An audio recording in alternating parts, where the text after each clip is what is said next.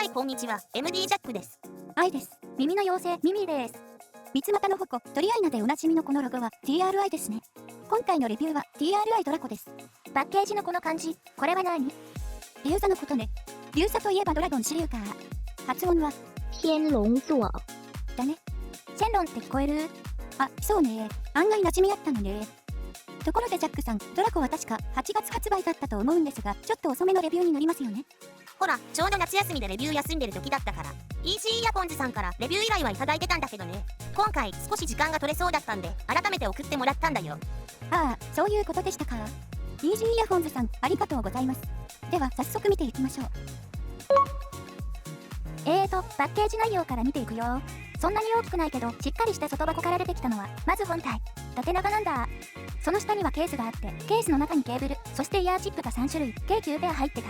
TRI といえば角笛、単体でも売ってるのがバンドルされてる。ケーブルは4芯 OCC 銀メッキ仕様ね。4.4mm は選べないみたいなのがちょっと残念。あと、紙。価格は8000円ぐらいで、まあまあお手頃と言えるんじゃないかな。外観はどんな感じ？ボディがアルミニウム合金で高精度の陽極酸化処理をしてるのよね。ちょっとサラッとした仕上がりなんだけど、この金属感がいい感じよ。それと、オープンバック設計だから開放感あるサウンドなのよね。へえ、低域が抜けちゃわない？上の資料にあるけど、ダム型の貫通型フロントキャビティ設計と優れたダイナミックコイルを使用して補ってるそうよ。そっかー。後でその辺を意識して聞いてみよう。音漏れは大丈夫？フェイスプレートやサイドを押さえたり離したりしてみたけど、特別音漏れしてる感じはしなかったわよ。へえ、ちょっと意外。重さは片側 5.3g。アルミニウム合金だから軽めです。サイズはご覧の通り細長く、厚みも 20mm ないです。ジャックさんが少し装着に苦労してましたね。そう。軸の短いイヤーチップだとなんか合わなかったんで、長めのセドナイヤーフィットオリジンとかが良かったわ。最終的には角笛で落ち着いたんだけどね。装着してから本体の角度を調整したりしてアジャストしたわ。厚みもあまりないし、細長い形状の影響ですかね。でも、アジャスト感はフィットしたんですよね。うん、問題ない。では、ここからは波形をチェックしながら進めましょう。まず、バンドルイヤーチップ3種の比較です。写真の通り、バンドル2の方が内径が絞られてない分、5キロ以上での伸びはあるね。今回は7キロに近い部分にピークが来てるブルーの波形、角笛を基準にしてみたよ。その他、装着感が合えば、ここに上げたものは似た感じの傾向だね。そしてファイナル E とセドナイヤーフィットライトは、ドラコに装着しても特徴あるカーブになっている。測定したマイイヤーチップを重ねると、6キロ過ぎあたりにピークが来て、その後ドーンと落ちてるのが特徴的。さて、どんな出音になっているかな？今回のサウンドチェックは同じ TRI で 2DD のスターリバーと KZ キャスターベースバージョンを選んでみた。スターリバー、キャスターベースバージョンともにチューニングスイッチはオールオフで収録。使用イヤーチップとケーブルは上の通り。音調整の基準はドラコね。はい、了解です。ではサウンドチェックいきましょう。音量上がります。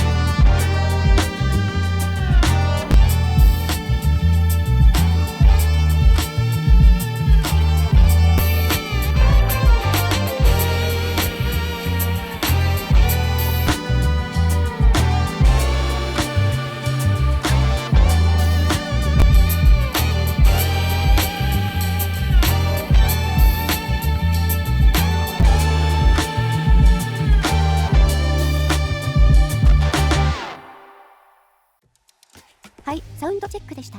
3本の波形比較はこうなっています。スターリバーの2から4キロあたりの明るさが分かりやすかったね。キャスターベースバージョンは低域の出方が波形通りで重たゆえに中域結構絞ってるから余計に低域が目立ってるように感じた。その割に中高域以上はさほど強調してないのね。収録音だとちょっとこもってるように感じたかもしれないけど、キャスターベースバージョンの実機はもっと中高域以上は抜けてくるよ。ドラコを基準に調整してるから差分の聞こえ方としてはこれで合ってる。スターリバーは 2.5 キロから4キロと6から8キロあたりが目立ち、低域は 200Hz あたりですでに結構落としているんで余計に中高域以上が目立つ感じでしたね。4パターンあるスイッチの2つはほぼ原因を当てるものなので、音色変化は2パターンでその1つを重ねたのがこれですが、スイッチ01ではより中高域にウェイトを置いたチューニングになっています。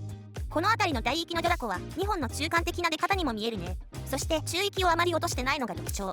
低域も中高域もそれほど強調せずバランスをとってる印象だわ。ドラコは 2DD モデルで中高域以上に 6mm チタンダイヤフラム、低域系に 8mm の LCP ダイヤフラムを搭載してる。帯域の分け方も2種類の口径を使用している点も割とオーソドックスな感じだけど理想的なんじゃないかな。